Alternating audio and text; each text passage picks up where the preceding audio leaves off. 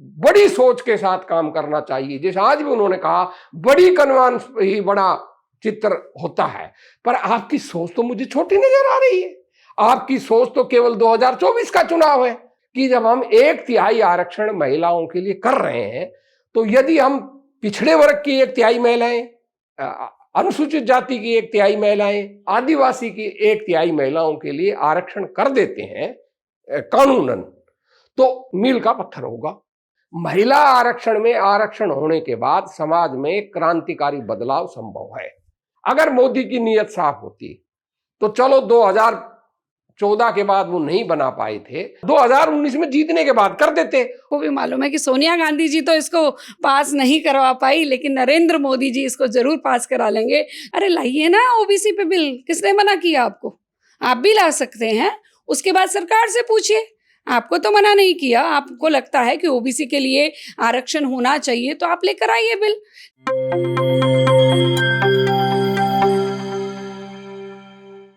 प्यारे दोस्तों, सादर अभिवादन। मैं हूं महेश कुमार वैद्य और आप देख रहे हैं एनजेपी इंडिया। आज हम बात करते हैं लोकसभा में पेश किए गए नारी शक्ति वंदन विधेयक की। पुरुष प्रधान समाज में इस तरह की किसी भी पहल का स्वागत किया जाना चाहिए जो सामाजिक समानता के किसी भी लक्ष्य को पाने की दिशा में की जा रही हो। नारी शक्ति वंदन विधेयक भी इसी कड़ी का हिस्सा है। हालांकि ऐसे प्रयास कांग्रेस की अगुवाई वाली यूपीए सरकार के सत्ता में रहते हुए भी हो चुके हैं, मगर सिरे नहीं चढ़ पाए थे। राजीव गांधी ने भी ऐसा बिल पास कराने का प्रयास किया था, मगर येन केन प्रक्रिया सिरे नहीं चढ़ पाया। इस बार कांग्रेस सहित कई विपक्षी दल खामियां गिनवाते हुए भी मोदी सरकार के इस प्रस्ताव का समर्थन करते दिख रहे हैं। इसलिए ये माना जा रहा है कि ये बिल पारित हो जाएगा, कानून बन जाएगा।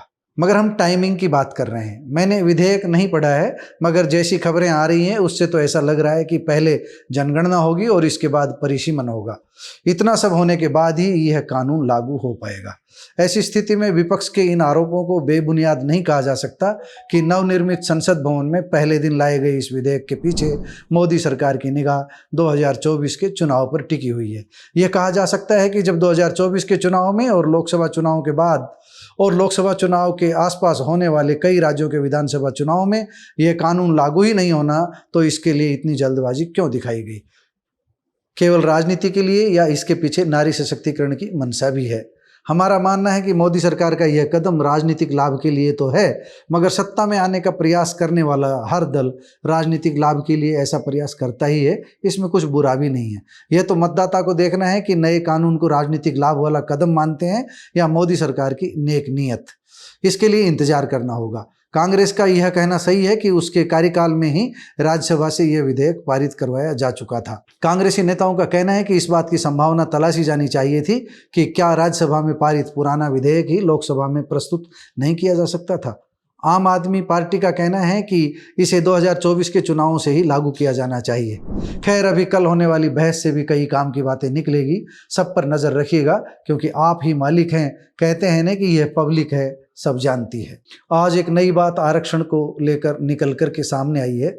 हमने कांग्रेस के हरियाणा प्रवक्ता वेद प्रकाश विद्रोही व भाजपा की हरियाणा की प्रवक्ता वंदना पोपली से बात की है। सामाजिक समानता पर उनके विचार भी आपको सुनाते हैं। पहले विद्रोही और वंदना की बातें सुनिए और फिर हम अपनी बात कहेंगे। देश और दुनिया में आए दिन इतिहास रचे जाते हैं। आज भी भारत एक इतिहास रचने जा रहा है। आज से संसद के नए भवन में कार्रवाई शुरू होने जा रही है और उस नए भवन में महिलाओं को आरक्षण देने के लिए एक बिल लाया जा रहा है। उस बिल को अधिकांश पार्टियां, कांग्रेस सहित अधिकांश पार्टियां समर्थन दे रही है। हम ये जानना चाहते हैं, हमारी जिज्ञासा ये है कि क्या इस बिल के बाद, क्या यह कानून बनने के बाद देश में समानता आ पाएगी? जिस सामाजिक समानता की हम बात करते हैं, क्या वह सामाजिक समानता बन पाएगी? आज हम चर्चा करेंगे। वेद प्रकाश विद्रोही हमारे साथ, कांग्रेस के सीनियर लीडर हैं, अभी प्रवक्ता का दायित्व निभा रहे हैं, हरियाणा प्रदेश कांग्रेस कमेटी के प्रवक्ता का। आज इनसे हम अखिल भारतीय संदर्भ में जानना चाहेंगे, एक कांग्रेसी नेता, एक चिंतक, एक विचारक के नाते। वैद्य जी, आपका धन्यवाद। आपने बात सही प्रारंभ की कि आज नई संसद भवन के अंदर पहली बैठक हुई है। नए संसद भवन की बैठक से पहले दावा किया गया था कि प्रधानमंत्री जी संविधान हाथ में लेकर सभी सांसदों को साथ लेकर संसद में प्रवेश करेंगे। पहला तो ये दावा ही जुमला निकला। प्रधानमंत्री के हाथ में न संविधान था और नए सभी सांसद साथ थे। उनके साथ केवल भाजपा के सांसद थे और भाजपा के सांसद उनकी जय जयकार करते हुए संसद में प्रवेश किए। वहीं दूसरी तरफ कांग्रेस और इंडिया ब्लॉक के लोग संविधान हाथ में लेकर एक साथ संसद में गए। तो भारतीय राजनीति के अंदर आज के दिन प्रधानमंत्री जी को जो बंटवारा की राजनीति है उसका खात्मा करना चाहिए था, वो करने की बजाय उन्होंने उस बंटवारे की राजनीति को ही जारी रखा और जिस संविधान की वो दुहाई दे रहे थे उस संविधान को हाथ में लेकर ले जाने की बात कहीं दूर दूर तक दिखाई नहीं देती। जो लगता है कि मोदी जी जो कहते हैं और जो करते हैं उनमें दिन रात का अंतर है। मैंने ये घटना किस लिए कही? मैंने इसलिए कहा कि जो पार्लियामेंट के अंदर आज नया बिल प्रस्तुत किया गया महिला आरक्षण बिल का, उसमें कई शंकाएं खड़ी होती हैं। पहली शंका तो यह है बिल प्रस्तुत करते समय ये इसका नाम बदला गया है, नया बिल रखा गया है, जबकि हमारे देश के अंदर अभी तक तो ये माना जाता था कि जो राज्यसभा में बिल पास हो जाता है, अगर वो जब तक लोकसभा में पास नहीं होता तब तक वो मरता नहीं है या लोकसभा उसे रिजेक्ट कर। कहने का मतलब है कांग्रेस के समय जो कानून जी हाँ, बनाने का प्रयास हुआ था उसे ही जारी रखना चाहिए था। क्या तो उस बिल को लोकसभा रिजेक्ट कर कर वापिस राज्यसभा को भेजे, पर ऐसा तो अभी तक हुआ नहीं है। हुआ ये है कि वो बिल अभी तक लोकसभा में प्रस्तुत नहीं हुआ क्योंकि कांग्रेस के पास आंकड़े नहीं थे और वो जिस 15वीं लोकसभा थी उसका कार्यकाल खत्म हो गया। 16वीं लोकसभा में वो रखा नहीं गया। अब 17वीं लोकसभा में नया बिल रखा गया है। अब इस पर तो कानूनी विशेषज्ञ बताएंगे क्या सरकार जो 15वीं लोकसभा के समय राज्यसभा में बिल पारित हुआ था उसके जिंदा रहते हुए बगैर लोकसभा के रिजेक्ट किए वो रिजेक्ट माना जाएगा या नहीं माना जाएगा। एक तो ये फैसला संविधान विशेषज्ञों ने करना है।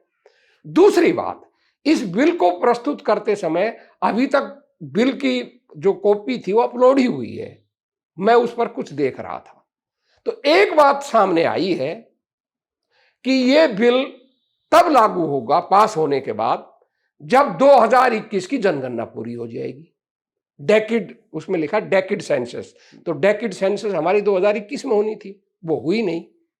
अगर 2021 में 2024 में चुनाव है तो स्वाभाविक है किसी भी हालत के अंदर 2024 में तो ये जनगणना पूरी होनी ही नहीं क्योंकि जनगणना तभी शुरू ही नहीं हुई है और 2024 में संभव नहीं है और शुरू भी होगी तो पूरी संभव नहीं है। तो क्या ये बिल 2024 में लागू होगा या नहीं होगा, ये तो जब डिबेट का सवाल आएगा, जब पूरी जानकारियां होंगी तब पता चलेगा। अभी की जानकारी जो मुझे प्रारंभिक जानकारी है, हो सकता है मैं गलत हूं, उस प्रारंभिक जानकारी के अनुसार मेरी नजरों में मोदी जी महिला आरक्षण के प्रति गंभीर नहीं है। वो 2024 में महिलाओं की वोट हड़पने का, हाँ तो मेरा पूरी बात वोट हड़पने का। कल तो आपके जितने प्रधानमंत्री हुए हैं कांग्रेस के, उनकी मोदी जी ने तारीफ भी की है।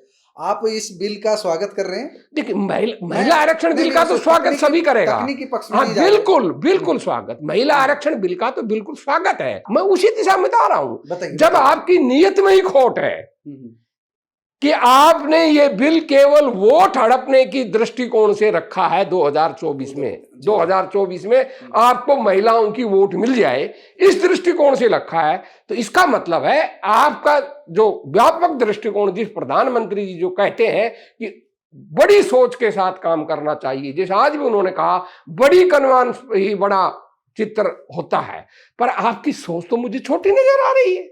आपकी सोच तो केवल 2024 का चुनाव है। जो महिला आरक्षण है वो हमारे सामने उसके लिए एक बढ़िया मौका है कि जब हम 1/3 आरक्षण महिलाओं के लिए कर रहे हैं तो यदि हम पिछड़े वर्ग की 1/3 महिलाएं, अनुसूचित जाति की 1/3 महिलाएं, आदिवासी की 1/3 महिलाओं के लिए आरक्षण कर देते हैं कानूनन, तो मील का पत्थर होगा। महिला आरक्षण में आरक्षण होने के बाद समाज में क्रांतिकारी बदलाव संभव है और जब तक महिला आरक्षण के अंदर हम आरक्षण नहीं देंगे क्रांतिकारी बदलाव संभव नहीं है। देखते हैं मोदी जी करते या नहीं करते हैं, पर मुझे कोई आशा नहीं है। क्योंकि मुझे आशा इसलिए नहीं है जब व्यक्ति की नीयत ही चुनाव की हो। अगर मोदी की नीयत साफ होती तो चलो 14 के बाद वो नहीं बना पाए थे, 2019 में जीतने के बाद कर देते। मैं समझता हूं अगर ये बिल पास हो जाता है तो कम से कम जो आने वाली सरकार है वो इसकी त्रुटियां में दूर करने में और इस आरक्षण देने में आसानी से दे पाएगी, क्योंकि एक हर्डल पार हो जाएगी। और वो हर्डल चाहे आज चुनाव के लिए हो रही है, चाहे वोट के लिए हो रही है, पर निश्चित रूप से ये तो मैं मानूंगा कि भाई इस बिल के पास होने से नारी सशक्तिकरण का एक रास्ता जरूर खुलेगा। कैबिनेट ने महिलाओं को 33% आरक्षण की मंजूरी दे दी। आज नए संसद भवन में बिल भी पेश कर दिया गया है। कांग्रेस भी इसका समर्थन करती है, तो आप इसको किस तरह देख रही हैं? देखिए, सबसे पहले तो मैं यही कहना चाहूँगी कि नई संसद का श्री गणेश हुआ है और वो महिला सशक्तिकरण से हुआ है। इससे अच्छी बात हो नहीं सकती। जिस प्रकार से नारी शक्ति का सम्मान नरेंद्र मोदी जी ने बढ़ाया है, उसके लिए देश की जो महिलाएं हैं वो भी उनको धन्यवाद कर रही हैं और भारतीय जनता पार्टी की जो कार्यकर्ता हैं वो तो उनका धन्यवाद कर ही रही हैं। महिला सशक्तिकरण को लेकर ये एक और कदम है। मैं ये मानती हूँ कि ये बिल ऐसा नहीं है कि पहली बार आया है, पहले भी ये बिल आया है। देवगौड़ा जी के समय में 96 में भी आया था, एनडीए की सरकार में अटल बिहारी वाजपेयी जी के समय में भी ये 2 बार आया था और यूपी की सरकार में भी ये आया था। लेकिन जो विश्वास नरेंद्र मोदी जी को लेकर है कि ये बिल पास जरूर होगा, वो जो विश्वास है वो भारतीय जनता पार्टी की प्रवक्ता होने के नाते या कार्यकर्ता होने के नाते या महिला होने के नाते मुझे जितना है उससे ज़्यादा ही कांग्रेस की महिलाओं को भी है कि जिस प्रकार से वो सोनिया गांधी जी के पास पहुंच गई हैं धन्यवाद करने के लिए, तो उनको भी मालूम है कि सोनिया गांधी जी तो इसको पास नहीं करवा पाई, लेकिन नरेंद्र मोदी जी इसको जरूर पास करा लेंगे। तो ये जो विश्वास है, आपने अभी कहा ना कि कांग्रेस तो इसके पक्ष में है, तो कांग्रेस अगर पक्ष में होती तो जिस समय ये बिल प्रेजेंट हो रहा था तो उस समय शोर नहीं मच रहा होता, शायद मेरे ख्याल से टेबल थपथपाने की आवाज़ आ रही होती। लेकिन एक विरोध की राजनीति के चलते हुए ये शायद भूल गए कि आधी आबादी नारी शक्ति के सम्मान में जो काम हो रहा है उसमें भी अपोज कर रहे हैं। मुझे कहीं से भी ये पक्ष में नहीं दिखाई देते। ये तो फिलहाल थोड़े से बौखलाएं और कोशिश करें कि कैसे भी क्रेडिट हमारे को मिल जाए, लेकिन जो काम करता है क्रेडिट उसी को मिलता है। तो ये विश्वास जो है आज भारत की महिला को भी है और हम सबको भी है कि ये बिल पास होगा और नारी सशक्तिकरण को लेकर एक और कदम आगे बढ़ेंगे। चाहे अगर मैं पहले की भी बात कर लूँ, प्रधानमंत्री मोदी जी ने ट्रिपल तलाक की बात हो, उज्ज्वला योजना की बात हो, या महिला के नाम पे मकान की बात हो, या बिजली के कनेक्शन, हर घर से हर नल से जल की बात हो, हर जगह महिलाओं का ध्यान रखा है। तो मैं ये मानती हूँ कि महिलाओं का सशक्तिकरण करना तो ऐसा नहीं होगा कि चुटकी बजाई और हो गया। ये धीरे धीरे ऐसे स्टेप से होगा।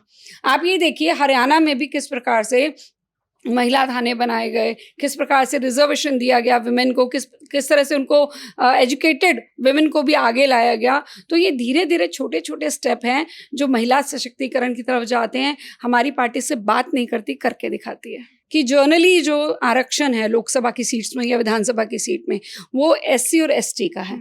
जैसे हरियाणा में एसटी नहीं है तो खाली एससी के लिए है, और लोकसभा में एससी और एसटी के लिए, ओबीसी का वहाँ पर आरक्षण नहीं है, मुस्लिम के लिए वहाँ पर आरक्षण नहीं है, लेकिन महिलाओं के लिए आरक्षण हो रहा है। तो बीच में यहाँ पर उसके इस मुद्दे को लेकर आना ये बताता है कि कहीं ना कहीं कुछ टांग अड़ा दी जाए, कुछ ऐसा बोल दिया जाए, अरे लाइए ना ओबीसी पे बिल, किसने मना किया आपको?